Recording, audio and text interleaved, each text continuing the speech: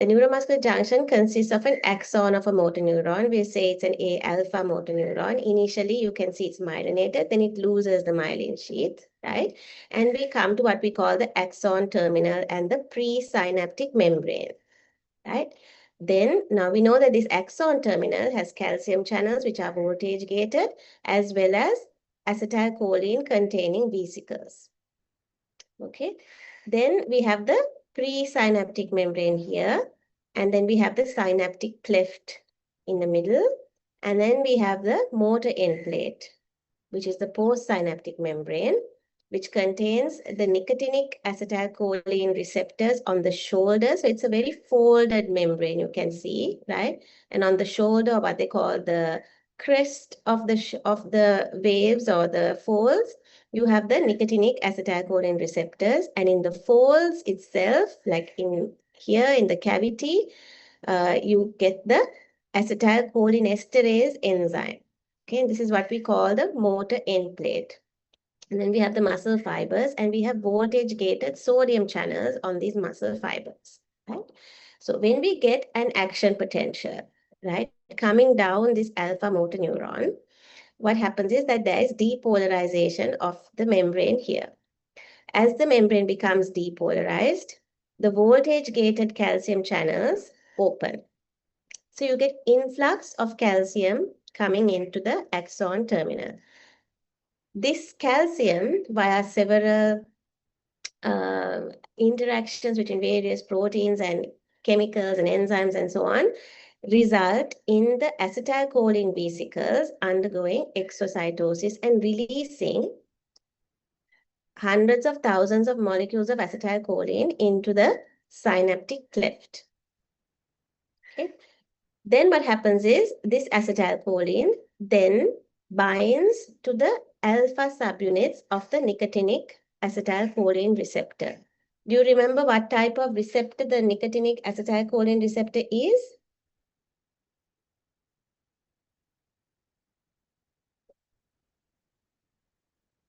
What type of receptor? It's a ligand-gated ion channel, isn't it? Right? So it's a pentameric structure which is made up of 2 alpha, 1 beta, 1 gamma, 1 delta, and 1 epsilon subunit, right? And it's the 2 alpha subunits which bind to the acetylcholine receptors. So 2 acetylcholine receptors will bind to the 2 alpha subunits of the nicotinic acetylcholine receptor. And you can see here, when nothing is bound to the receptor ion channel is closed, right? When 2 alpha subunits bind, the ion channel becomes open. When the ion channel opens, you get influx of sodium and calcium along a concentration gradient and efflux of potassium out of the motor end plate along its concentration gradient. Overall, the summated potential would be a positive, it would be a depolarization, right? And these mini end plate potentials will then eventually summate as more and more acetylcholine molecules bind to these nicotinic acetylcholine receptors, causing more and more influx of sodium and calcium inside.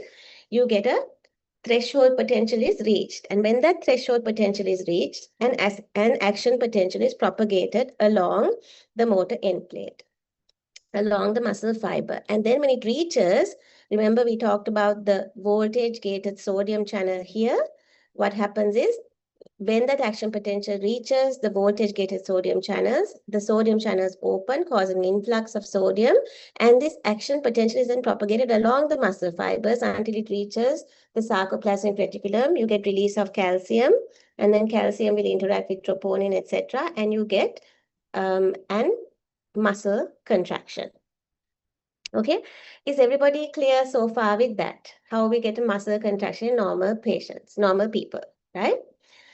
Then now, how does this muscle relax? We have to have muscle relaxation also now physiologically. So what happens is that we actually have acetylcholinesterase enzyme, right? And acetylcholinesterase enzyme is one of the most catalytically efficient enzymes in the human body, right?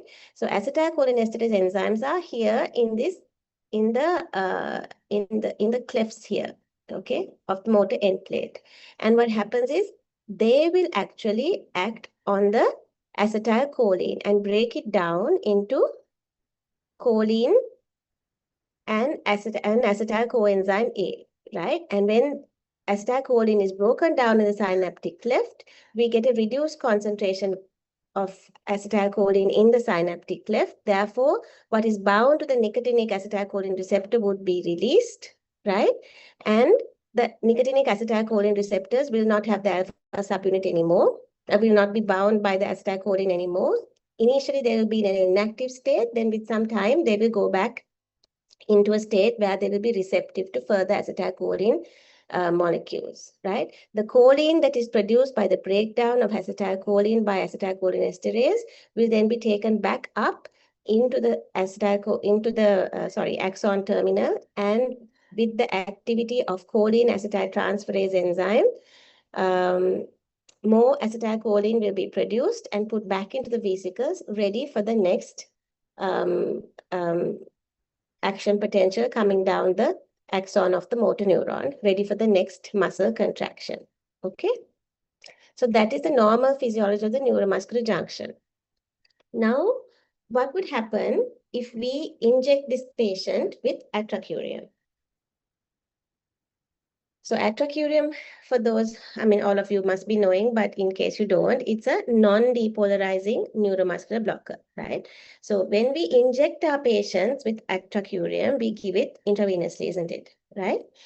And what would be the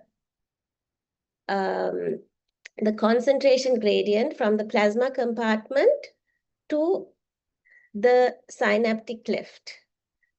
There'll be a very high concentration in the plasma compartment, isn't it, as soon as you inject atracurium. So what will happen? Atracurium will diffuse into the synaptic cleft along the concentration gradient. When it comes here, so all these neuromuscular blockers are actually, they contain that same quaternary ammonium component as acetylcholine. So they have a similar structure. And therefore, they are also attracted to this nicotinic acetylcholine receptor, to the same alpha subunit, right? But they only need to bind one alpha subunit. They can bind two, but they only need to bind one. And when they do that, then acetylcholine can no longer bind to that subunit. And even if it binds to the other subunit, it cannot cause a conformational change. So even though all the non-depolarizing agents bind to the alpha subunit of the nicotinic acetylcholine receptor, they do not cause a conformational change to cause the receptor to open, like acetylcholine does, because they are antagonists, right? They don't have any agonistic effect on the receptor. So therefore, the receptor will remain closed.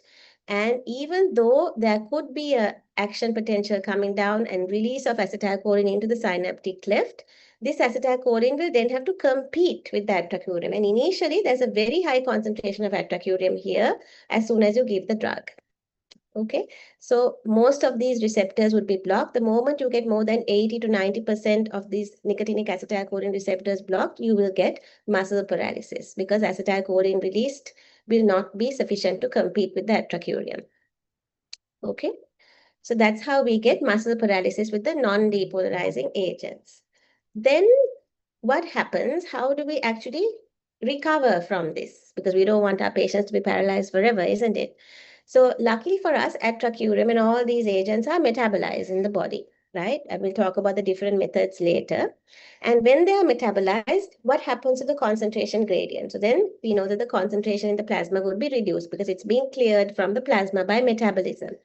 Then the concentration gradients reverse. Now we have a high concentration in the synaptic cleft and less in the plasma. So atracurium will then start to diffuse out of the synaptic cleft and dissociate from the alpha subunits. And therefore, acetylcholine molecules will now be able to compete with the atracurium for the alpha subunits of the acetylcholine receptors, and they will be able to bind to the nicotinic acetylcholine receptors, causing influx of sodium and calcium, and therefore muscle contraction again. That's what would happen if you don't do anything about it and just leave it, right? But if we want to speed up this process, we can then give a reversal agent, right? And the drugs that we commonly use would be, as one group of drugs would be the anticholinesterases. And what the anticholinesterases do is, they will inhibit this very highly catalytic enzyme, acetylcholinesterase. And therefore, acetylcholinesterase is unable to break down acetylcholine. And therefore, there'll be a higher concentration of acetylcholine in the synaptic cleft, able to compete with the atracurium molecules, and therefore causes an increased, it speeds up recovery from neuromuscular blockade. But it must only be given, the reversal agents must only be given after some of these atracurium molecules have been released, because otherwise they are unable to compete. Acetylcholine would be unable to compete, right?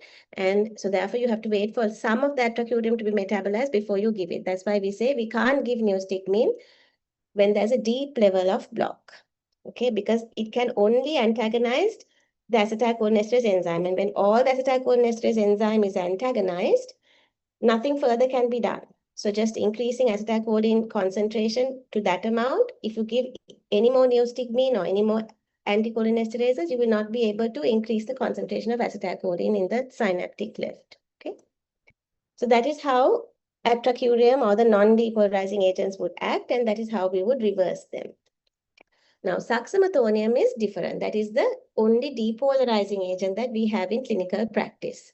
So succinylcholine is actually like a butterfly. So it is like two acetylcholine molecules together, right? And therefore, it will bind to the alpha subunit of the nicotinic acetylcholine receptor and cause a conformational change, just like acetylcholine would, right? So you would get an influx of sodium and calcium and efflux of potassium, which would result in a threshold potential being released and which would result in muscle contraction. So that is why when we give succinylcholine, we often see what we call fasciculations or muscle contractions. So how do we then cause muscle relaxation with succinylcholine? Now, the difference between acetylcholine and succinylcholine is that succinylcholine is not broken down by acetylcholinesterase, right? Therefore, succinylcholine will remain bound to these alpha subunits for longer than acetylcholine, right? And when it remains bound like this, the conformational change remains, and the ion channel will also remain open. And what happens is that that causes efflux of potassium, which causes the membrane potential to become less positive, more negative, right? So hyperpolarized. That's one problem. As now this nicotinic acetylcholine receptor remains open, so you continue to get action potentials. So what happens? The sodium channel, he gets exhausted, the sodium channel, right, and becomes inactivated, right? And also with time, this would become desensitized. So even though now the finally succinylcholine would be released, right? But the nicotinic acetylcholine receptor would be desensitized to any acetylcholine coming in. So overall, what would happen is that you get a overall muscle relaxation when succinylcholine continues to occupy these alpha subunits. So that's how we get muscle relaxation with succinylcholine. Then how do we eventually get relaxation? And we know that succinylcholine is a short-acting agent, right? So how we get muscle relaxation is that now we have given succinylcholine into the plasma compartment, and we know that there's an enzyme called plasma cholinesterase or butyrylcholinesterase, which is in the plasma compartment, which breaks down succinylcholine, right? And actually only about 10% of what we administer to the patient will reach the synaptic cleft because plasma cholinesterase breaks it down so quickly. Now, with time, what happens is whatever is remaining in the plasma compartment will be broken down by plasma cholinesterase. Then the concentration gradients will reverse again, and succinylcholine will diffuse out of the synaptic cleft, be released on the nicotinic acetylcholine receptors, and therefore go back into the plasma compartment and broken down by plasma cholinesterase. And eventually you will get muscle relaxation.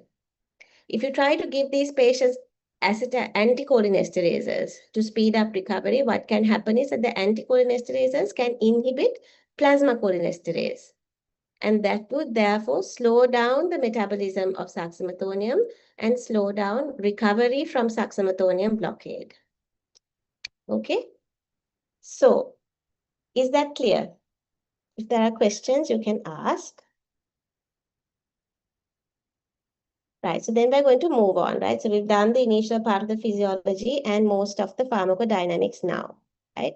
So when we think about the indications for neuromuscular blockade in clinical practice, we often need it to cause muscle relaxation. If you want to intubate patients, if you want to do percutaneous tracheostomies in the ICU, if we want to ventilate patients and they're fighting with the ventilator in ICUs, we often paralyzed patients. And in theater during surgery, we need to sometimes have complete muscle paralysis for our surgeons.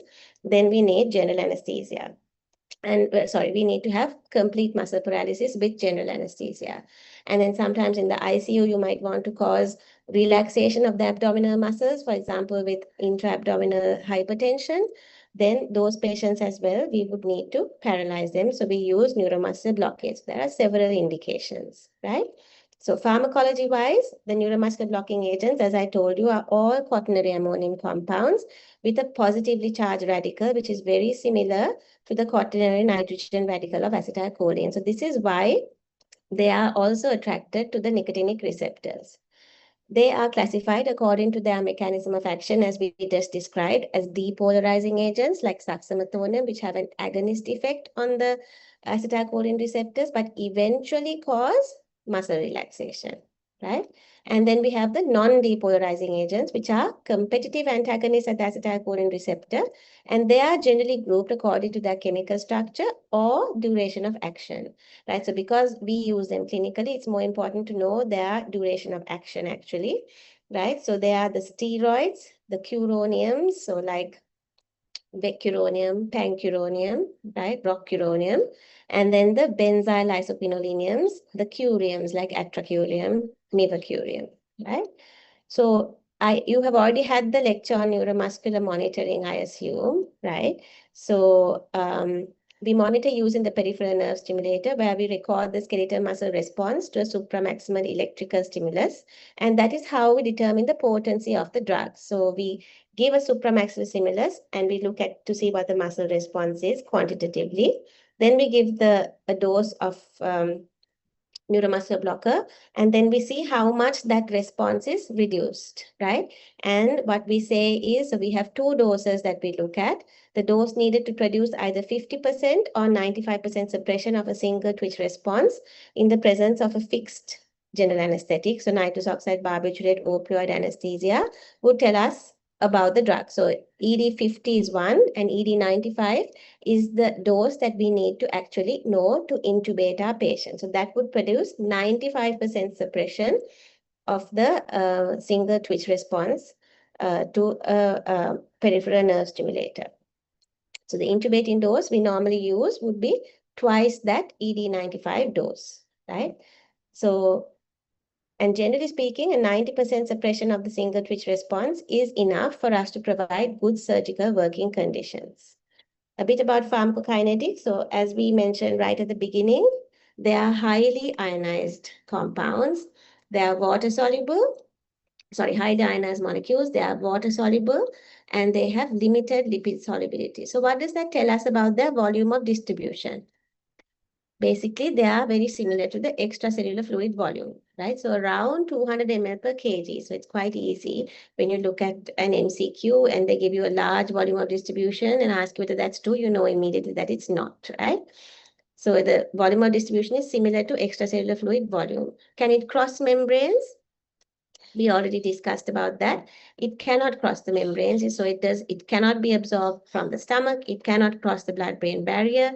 So we don't get any sedation as a result of neuromuscular blockade. Therefore, we always have to ensure that our patients are adequately sedated before we use neuromuscular blockers. Usually doesn't cross the renal tubular epithelium, doesn't cross the placenta. So that's good for us as well, because we need to ensure that our patients don't, that in pregnant patients, when we administer depolarizing or non-depolarizing agents, that it doesn't cause paralysis in the fetus, right? Especially during cesarean sections. They are not highly protein bound, and you can learn about the figures of this in a table, page 329 of Stoting and 182 of Peck and Harris. And I advise you to draw this table and keep it somewhere that you look at often and look at it and learn it before the exam, because there's no other easy way of learning it. So we'll go through the depolarizing neuromuscular blockers, and you're lucky there's only one.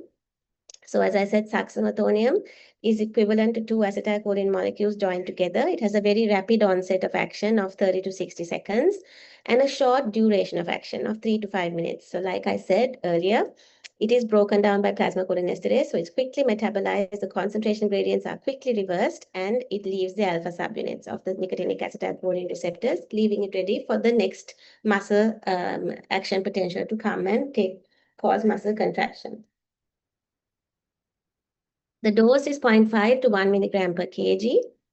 Mechanism of action we have already described. It binds to acetylcholine binding site on nicotinic receptors, leading to prolonged depolarization of skeletal muscles. Why does it cause a prolonged depolarization? Because it is not broken down by acetylcholinesterases. And why does neuromuscular blockade occur? Because the nicotinic acetylcholine receptor becomes desensitized to any further action potential, to any further acetylcholine. The sodium channels, the voltage-gated sodium channels also become inactivated, and the potassium efflux, the prolonged opening, results in potassium efflux, which ultimately results in a more negative membrane potential, causing hyperpolarization of the postsynaptic membrane. So 3 reasons, right?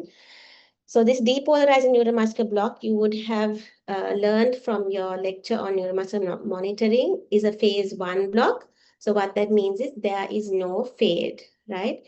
A single large dose of SAX or repeated doses can cause phase 2 blockade because there might be some presynaptic receptor blockade. So if you remember, there are presynaptic nicotinic acetylcholine receptors as well, that they're on the presynaptic membrane. And what they think is that when you get release of acetylcholine, those acetylcholine molecules not only act on the postsynaptic membrane, but also go to the presynaptic membrane and act on those nicotinic receptors to cause further release of acetylcholine, right?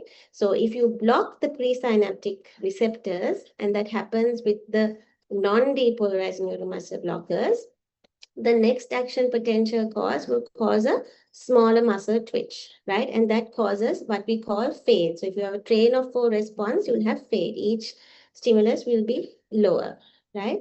But with SAX, they think that this presynaptic blockade doesn't happen with the first dose, but could happen with the second dose, which is why you could get fade. But overall, we know that SAX has a minimal presynaptic effect, unlike the non-depolarizing neuromuscular blockers. So the sustained opening of receptor ion channels is associated with leakage of potassium ions, as I said earlier, from inside to outside, and you can get a minimal increase in serum potassium concentrations. So how is it metabolized? We talked about the brief duration of action because it is hydrolyzed by plasma cholinesterase or butyryl cholinesterase. That's the same enzyme, just called different things, okay? And the metabolites are succinylcholine and monocholine, and that is a weak neuromuscular blocker, which is then hydrolyzed again to produce succinic acid and choline.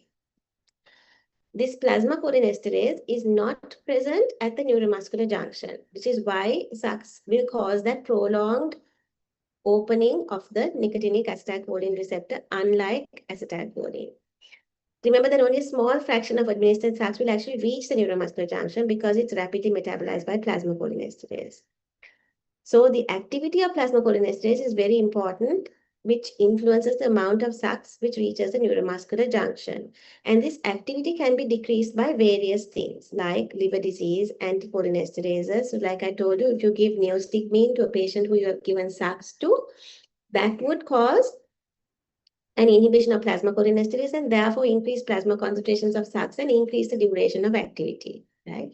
Cyclophosphamide, metoclopramide, parturients are termed that, but it's not clinically relevant because they have such a large volume of distribution, right? Plasma cholinesterase activity can also be increased by certain instances like obesity and inherited increased plasma cholinesterase activity. And in these cases, we would find that succinylcholine activity would be reduced, action would be shorter. So there are other factors which may result in succinylcholine resistance, like myasthenia gravis, where the receptor is not normal, and juvenile hyaline fibromatosis. Now, there are certain patients who have atypical plasma cholinesterase activity. And how we know this is we can actually test the plasma cholinesterase activity using a local anesthetic called Dibucaine. And this dibucane normally inhibits the activity of normal plasmacholinesterase by 80%. Okay. And the atypical plasmacholinesterase is only inhibited by 20%. So there are certain people who have genetic variants and they actually have this atypical plasmacholinesterase, right? And this atypical plasmacholinesterase does not metabolize SAX as quickly as normal plasmacholinesterase does. And therefore, they will have a very prolonged action of succinylcholine resulting in apnea after we've given one dose. We expect them to recover in 3 to 5 minutes, but they don't, right? And the only thing we can do at that point is to recognize it, not extubate them, okay? Give them sedation and ventilate them until they wake up, until they start to breathe again, right? So a Dibucane number of 80 basically means that the patient is homozygous for normal plasmacholinesterase, right? And therefore, we know that this Dibucane will inhibit this plasmacholinesterase by 80%. So it has a number of 80, and the patient will metabolize succinylcholine normally. They will start to breathe in 3 to 5 minutes. If you get a Dibucane number of 20, that means the Dibucane only inhibits this plasmacholinesterase by 20%. And therefore, that means your patient is probably homozygous for the atypical plasmacholinesterase enzyme. This is very rare. It happens in about 1 in 2,800 patients. And when you give succinylcholine, they will get what we call succinylcholine apnea, which means they will be paralyzed for about 3 hours. Right? So 1 in 25 patients can be heterozygous for atypical plasmacholinesterase, and they will have a Dibucane number of between 80 and 20, so around 40 to 60. And the duration of action of succinylcholine is about 30 minutes. So this is actually not a life-threatening condition as long as we are able to detect it, right? And that's why neuromuscular monitoring is so important, not only because of this, but always. We need to always monitor our patient for residual neuromuscular blockade because that is what is dangerous about giving these drugs, right? So the fluoride number is similar to the Dibucane number, and it's also an indirect measure of plasmacholinesterase activity. And you can see stolting for the numbers related to fluoride as well. So do these Dibucane and fluoride numbers indicate the quantity of enzyme? What do you think? From what I just described, do these Dibucane and fluoride numbers indicate the amount of enzyme?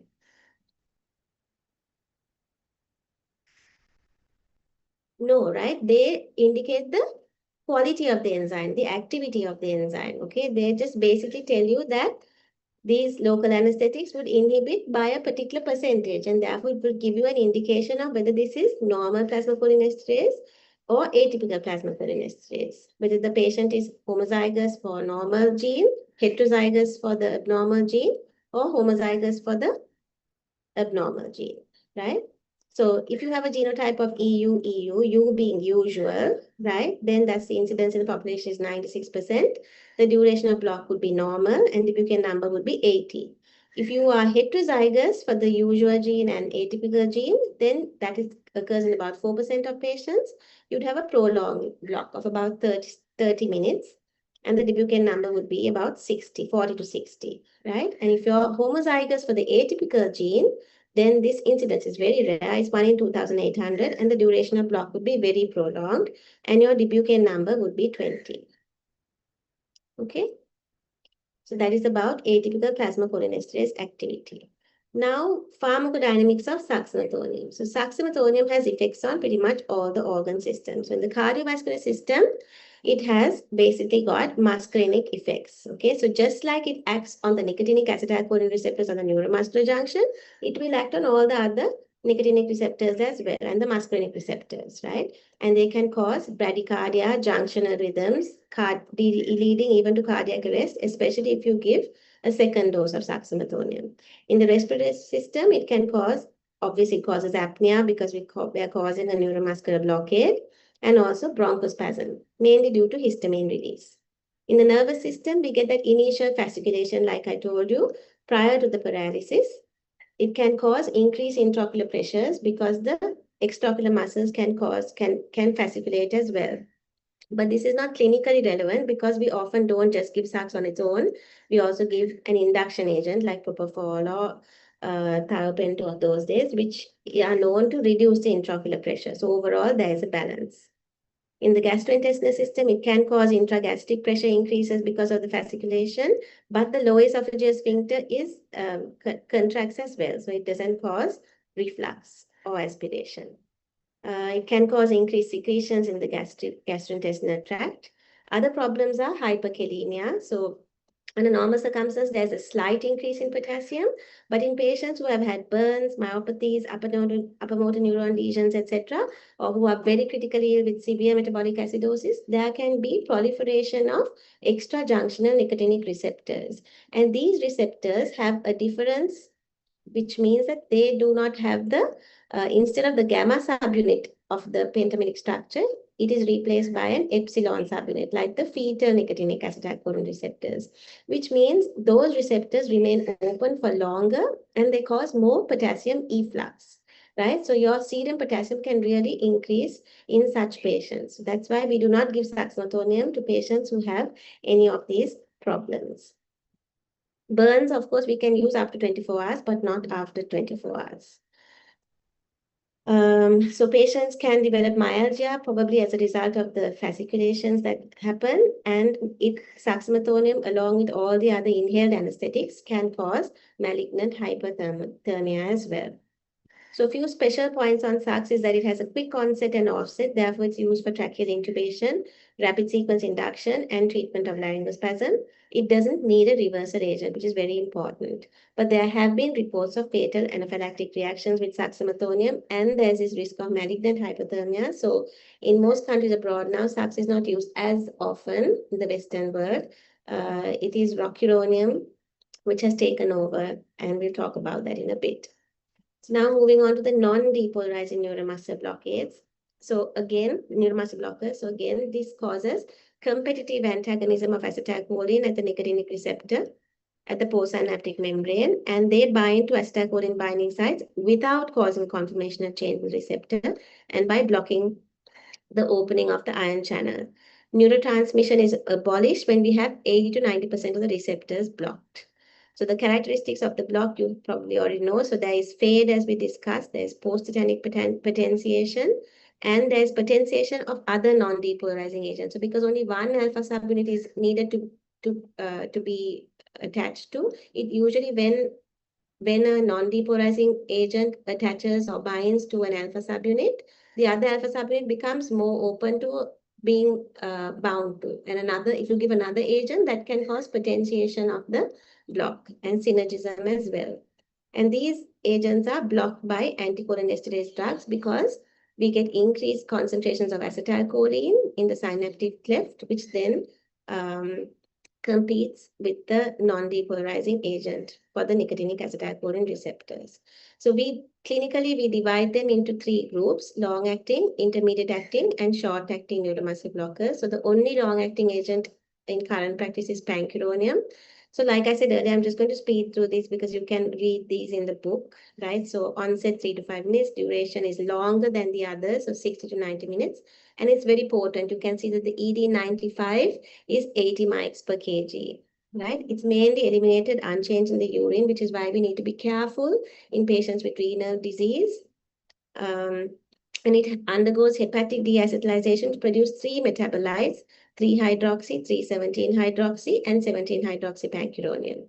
Pancuronium is known to cause an increased heart rate, blood pressure, and cardiac output. And the reason for this is because pancuronium has a direct vagolytic effect, and also a direct effect on releasing catecholamines, and also causes an inhibition of the negative feedback mechanism, which would normally reduce catecholamine release. So that's why when we give pancuronium, we see a tachycardia and a hypertension. Other drugs are doxycuronium and pipecuronium, which are not in clinical use. Then the intermediate acting agents, our favorite would be atracurium, and you can see how much less potent that atracurium is compared to pancuronium. Onset 3 to 5 minutes, duration is shorter. You can see 20 to 35 minutes, 15% only bound to plasma proteins. And usually we keep it in an acidic pH because its potency reduces in room temperature and pH, right? So it's a mixture of 10 stereoisomers. It's cleared by something called Hoffman elimination and non-specific ester hydrolysis. And the main metabolite is laudanosine. So it is not dependent on renal or liver or any other method of metabolism. which is good when we use it for our critically ill patients with organ impairment. So ester hydrolysis means that there are non-specific esterases in the blood which hydrolyze atracurium, and it's responsible for about 2/3 of atracurium elimination. Hoffmann elimination means the spontaneous breakdown, so without any enzymes at all, of atracurium to laudanum at normal body temperature and pH. This ester hydrolysis is increased by acidosis, whilst Hoffmann elimination is increased by alkalosis. So it has an opposite effect. So in clinical practice, there is no real change in metabolism with changes in pH. Histamine release occurs when you give large doses of atracurium, so that can cause a significant drop in blood pressure. So it's be careful to give the doses very slowly and as small as possible. Cis-atracurium is an isomer of atracurium. You can see it is more potent than atracurium. Onset is 3 to 5 minutes. Duration is the same. And it's one of the 10 stereoisomers of atracurium. Its onset is slightly slower than atracurium, but the histamine release is much, much less. Clearance is by Hoffmann elimination, but not by ester hydrolysis. Then we have vecuronium. So I'm going through this fast because you can read these. So again, vecuronium, you can see it's a potent drug, but not as potent as pancuronium, which is 80 mics, right? And it is cleared mainly by hepatic deacetylation. Again, 3 metabolites, just like pancuronium. So vecuronium is a very similar compound to pancuronium. So 3-hydroxy, 17-hydroxy, and 3-17-hydroxy vecuronium are the metabolites. And the 3-hydroxy one is active, but has a very short half-life. And it's excreted unchanged in bile and urine. So if we give it as an infusion, there can be drug accumulation. So we generally do not use vecuronium infusions unless we really have to in critical ill patients. We generally would use an atracurium infusion. But the benefit of vecuronium is unlike atracurium, it has minimal histamine release. So it's safer to use in patients who have history of allergies and asthma. And the other good thing about vecuronium is it's a steroid compound and it can be reversed by sugammadex, and we'll talk about that later. Rocuronium is another steroid agent, and you can see it's less potent, so 600 mics per kg ED95.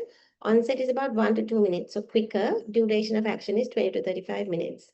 Now, the thing about rocuronium is as you increase the doses, right, if you give 3 to 4 times ED95, you can actually produce an onset very similar to saxenotonium. Within 60 seconds, you can get complete muscle paralysis. And the reason is because it's less potent.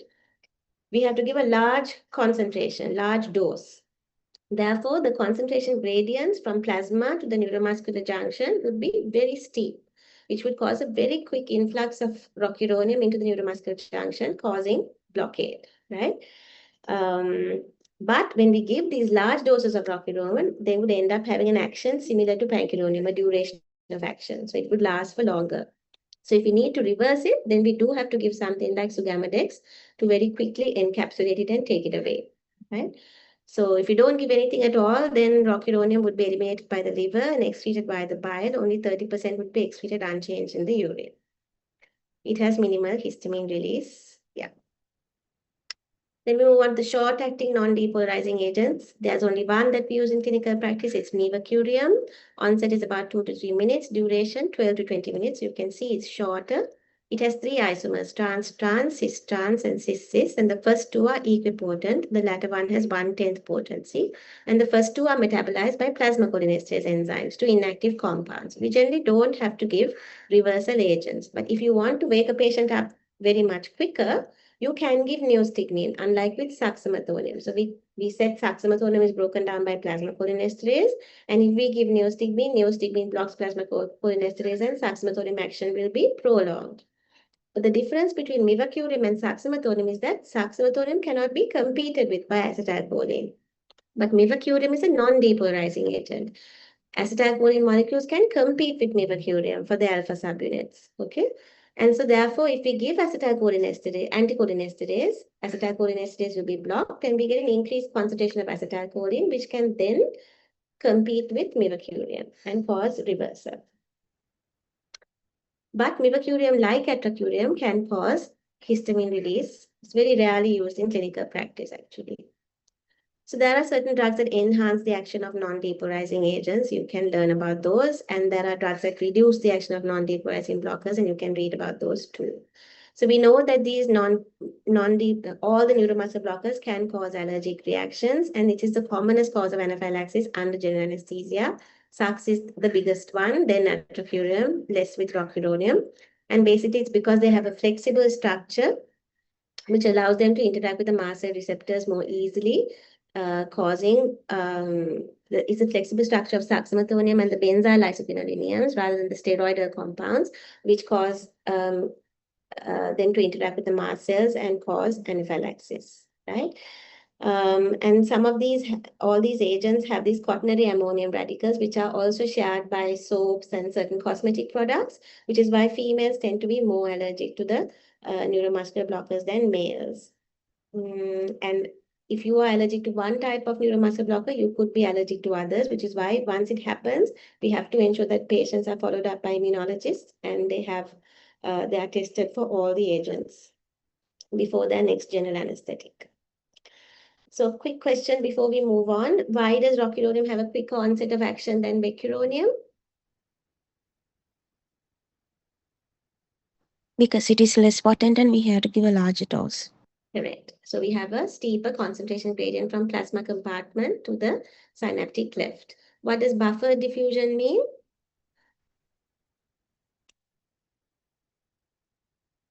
No one's read this whole thing? So buffer diffusion is a concept where it talks about the more potent drugs. So when a drug is very highly potent, like we saw pancuronium has an ED95 of 80 mics, isn't it? So it's a very highly potent drug. And these potent drugs are working in a very small space with a very high density of nicotinic acetylcholine receptors. So when pancuronium is displaced by an acetylcholine molecule from one alpha subunit, it will very quickly go and attach to another alpha subunit next door, like for example, because these receptors are in such high density in a small space. So that is one of the reasons why these drugs have a longer duration of action. The highly potent drugs would just keep going from one nicotinic acetylcholine receptor to another because it's the very highly dense population of receptors within a small space, and the drug itself is highly potent and has a great affinity for the alpha subunit. So the concept of buffer diffusion explains why high potency drugs may have a longer duration of action than others. Right. So then we'll just quickly look at the drugs that act presynaptically to block the neuromuscular junction. So hemicholine blocks the transport of choline into the nerve terminal. So therefore it blocks acetylcholine synthesis because we need choline to make acetylcholine. Magnesium and the aminoglycoside antibiotics like gentamicin, they inhibit calcium entry into the nerve terminal and therefore they inhibit acetylcholine release. So they also can block the neuromuscular junction. And then we have neurotoxins like botulinum toxin, and a lot of people are using these things nowadays to keep their faces full and reduce wrinkles and things. And also beta-bangalotoxin inhibit acetylcholine release as well. So these drugs work presynaptically, whereas the ones we described just now work postsynaptically. So any questions on the neuromuscular blockers before we move on?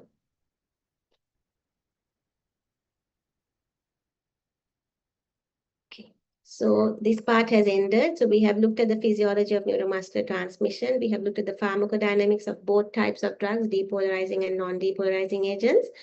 We have talked about some pharmacokinetics and side effects, and we have listed the drugs that act presynaptically to cause neuromuscular blockade. So now we're going to move on to the reversal agents. So these are basically two types, the acetylcholinesterase enzyme inhibitors and the selective relaxant binding agents. So why have I put this country up? This is Luxembourg. Okay, it's a tiny country between Belgium and Germany. I'm just trying to wake you up now. What is the relevance of Luxembourg?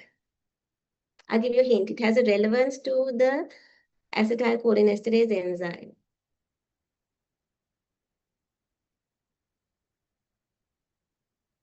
Any guesses? What did I tell you about acetylcholinesterase enzyme?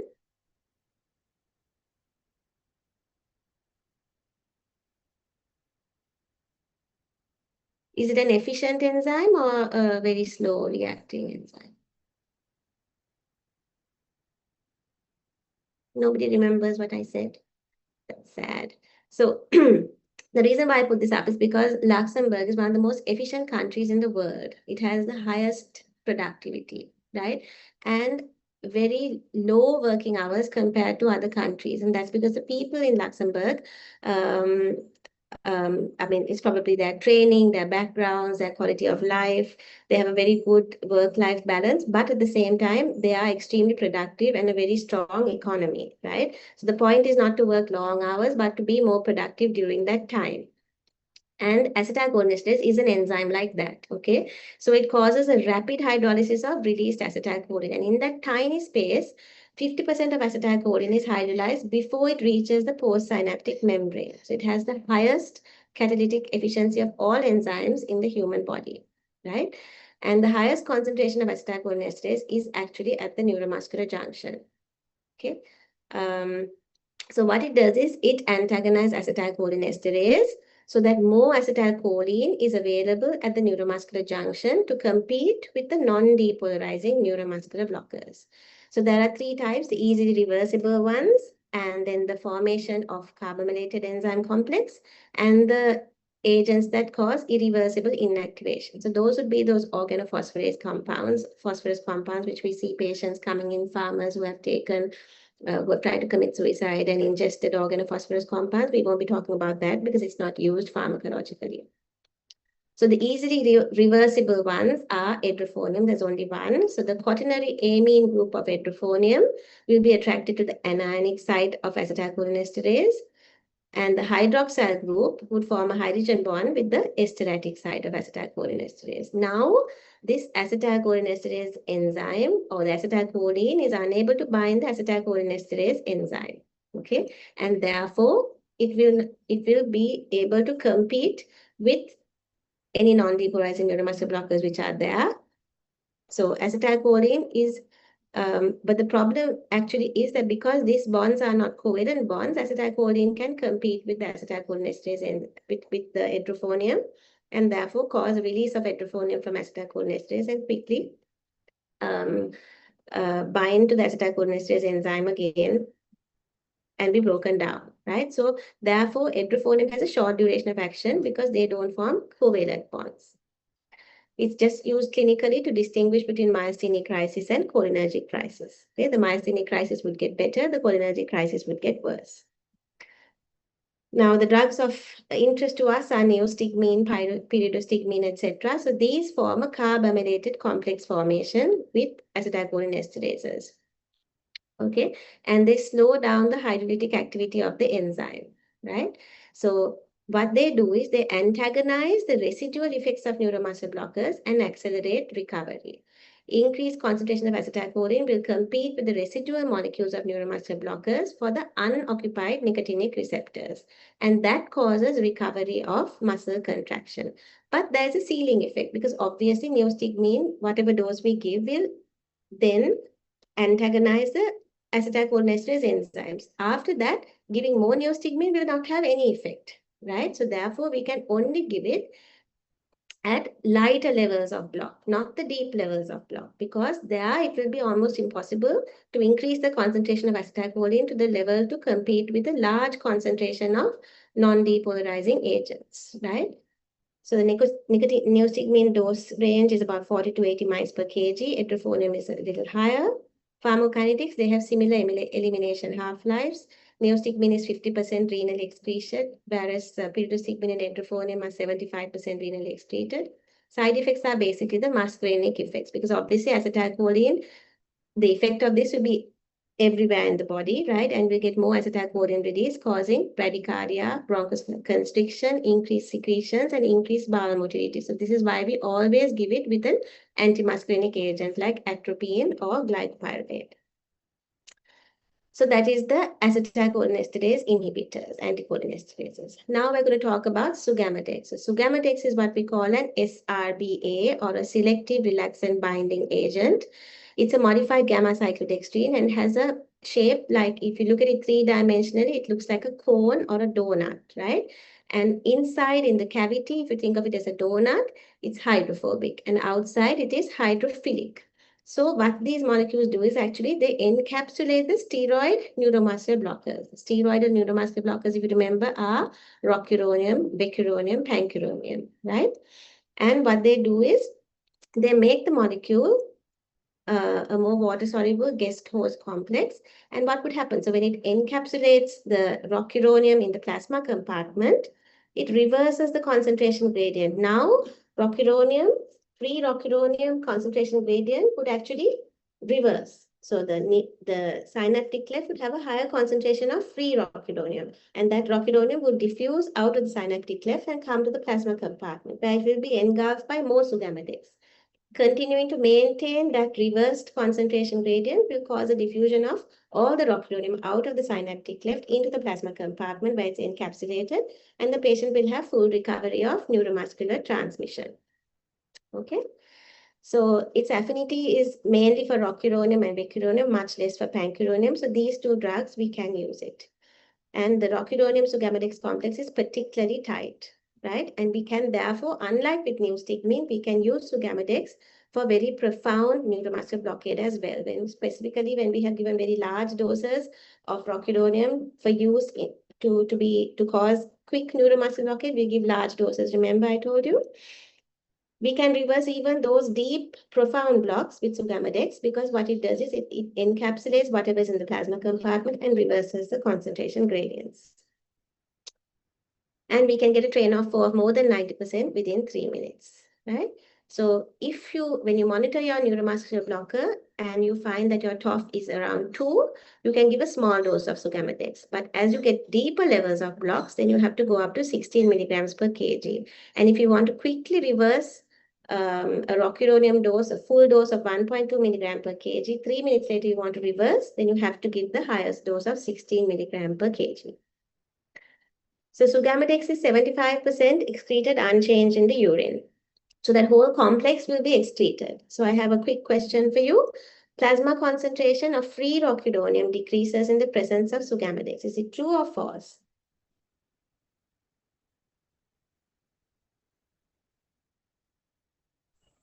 True. It's true because it is encapsulated, right? So it will be no longer free. So that's why you get that reversal of the concentration gradient of free rocuronium, right? Total plasma concentration of rocuronium increases in the presence of sugammadex. Total plasma. So that is free and bound. True. That's also true because it comes out of the synaptic cleft into the plasma compartment. Renal excretion of rocuronium is increased by sugammadex.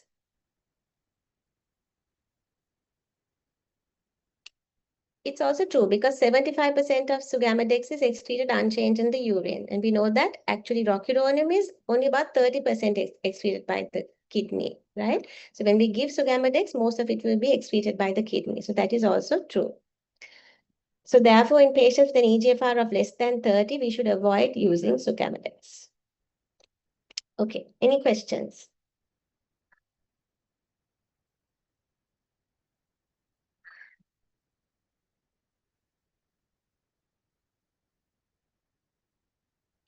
Okay, so thank you very much for listening. The last part of the lecture, so the first part, we did the neuromuscular blocking agents, and in the second part, we went through acetylcholinesterase enzyme inhibitors as well as the selective relaxant binding agent, so sugammadex, which is available in clinical practice now. So that's about it from me, and thank you very much for listening, and good luck.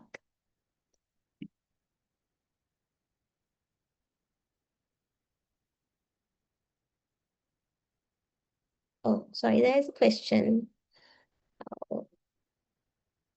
Can be reversed pancuronium with sugammadex. Like I said, sugammadex forms a very tight complex with rocuronium, slightly less tight complex with becuronium. We can use it for those, but it is not used with pancuronium because the complex is not so tight, right? So we do not use it clinically, but kind of theoretically, yes, because it's a steroidal compound, it probably is encapsulated by sugammadex, but it's not used clinically. Okay, all right. Thank you very much then.